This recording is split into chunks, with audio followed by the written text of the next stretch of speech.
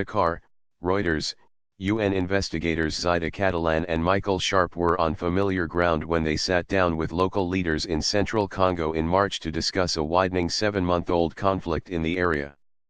The pair experienced members of a panel monitoring the sanctions regime in Democratic Republic of Congo for the UN Security Council were meeting members of the Kamuina Nsepu, a local clan, on the sidelines of peace talks with the government in the city of Kananga. Among other things, they discussed plans to visit the village of Bunkand, the site of violent clashes, the next day. The two UN workers left Kananga on the morning of March 12. On March 27, their bodies were found in a shallow grave. Catalan had been decapitated. Congolese government officials maintained for months to reporters that no state agents were involved in the killings and that they did not know that the two experts were in the region, let alone heading to Bunkand. But at least one person who helped organize the trip, José Chiboaboa, worked for Congo Trademark's intelligence service, the Agence Nationale de Renseignements, ANR, Reuters, and Radio France Internationale, RFI, have learned. The trial of a dozen suspected Kamuina Nsepu militia members started in June but was suspended in October pending the arrival in Congo of 4 UN experts last month to assist with additional investigations.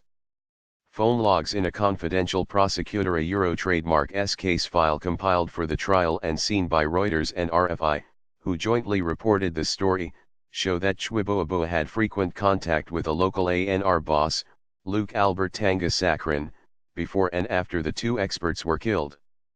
Two security sources said that case file was given to a UN board of inquiry that concluded militiamen were likely responsible for the killings of Sharp, 34, an American, and Catalan, 36, a Swede. Chiboaboa and his ties to the ANR were not mentioned in the Borda Trademark's confidential report to the UN Security Council or in the trial, however. The Borda said it was unable to establish a motive for state actors to have been involved. But the two experts were conducting investigations in an area where the United Nations has accused Congo Trademark's military of using excessive force against militia and civilians and of digging mass graves.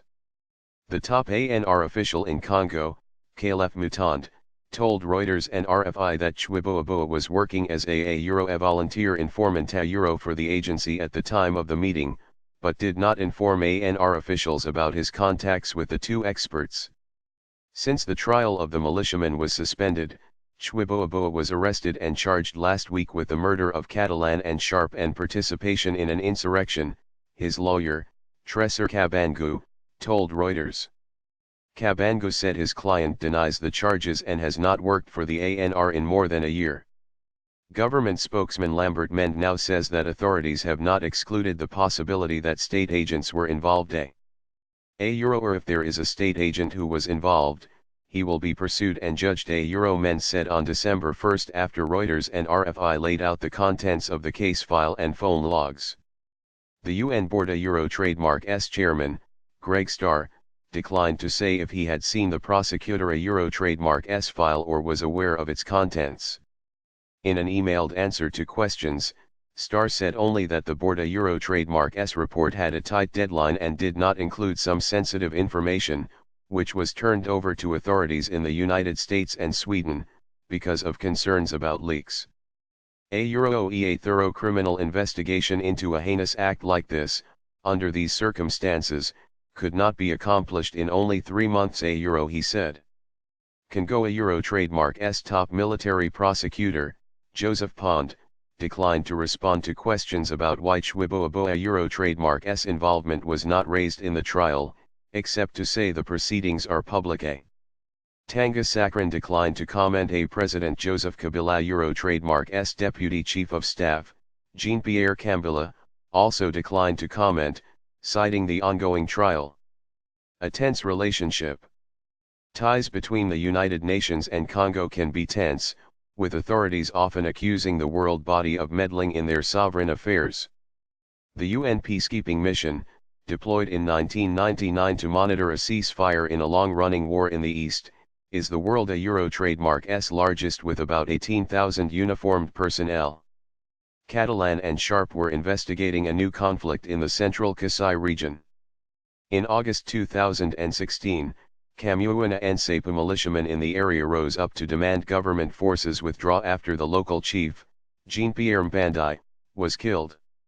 Up to 5,000 people died in the violence. On the weekend of March 11, a delegation of about 40 Kamuana and Sapa representatives was in Congo to talk peace. Members of this delegation met Sharp and Catalan at the Woodland Hotel. In audio recovered from Catalana Euro Trademark's computer by the United Nations, Chwiboaboa describes himself as a Mbandai family member and helps translate from the local Chwilabo language into French for the group a Euro Trademark's leader, François Muamba. He does not say he works for the ANR. According to a Reuters translation, Chwiboaboa and another person assured Sharp and Catalan in French that their safety would be guaranteed in Bunkend, even as Muamba warned not to make promises they couldn't Euro trademark keep. We don't Euro trademark know the situation over there Muamba said at one point. He said he did not have control of the local militia in Bunkend. Euro trademark talk about, the situation, near us Chwiboaboa continued to assure the UN investigators that the militiamen will not do anything adding later, here in Kasai, we really guarantee your passage Reuters was unable to reach Muamba for comment. The Prosecutor Euro Trademark's case file includes logs from about 20 phone numbers over various periods from early March to mid-June. One is from the phone of Chwiboaboa and another is from the phone of his cousin Batu Chwintala, who accompanied Catalan and Sharp to Bunkend as an interpreter.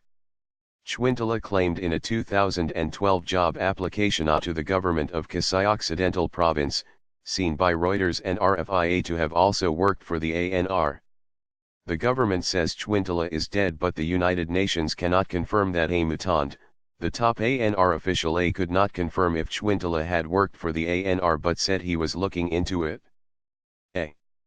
The phone logs show Chwiboaboa was repeatedly in contact with Tanga Sakran, the provincial ANR chief, around this time. Between March 10 and 12, the two exchanged at least 17 text messages, including 5 in the afternoon of March 11, shortly after the meeting at the Woodland Hotel, and 5 around 9 p.m. on March 12, hours after Sharp and Catalan were killed.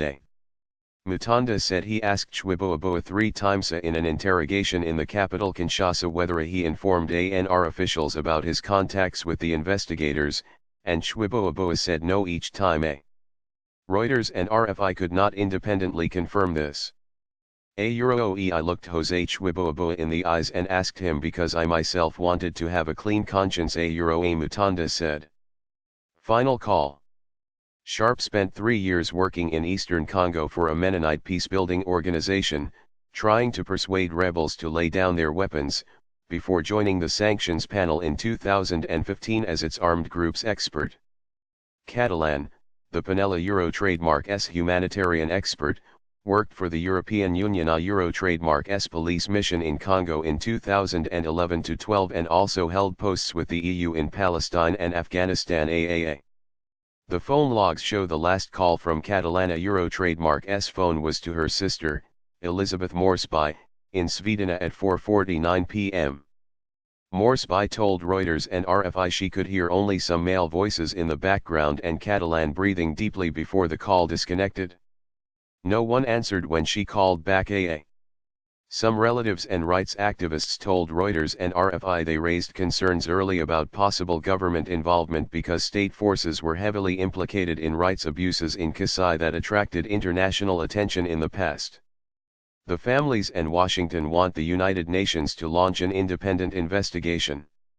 A former colleague on the UN panel also cast doubt on a video that the government said showed the two being executed by Kamuana and Sapa members.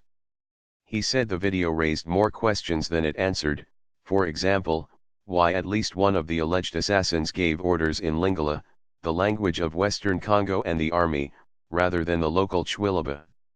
Mend, the government spokesman, countered that many Congolese speak at least some Lingala.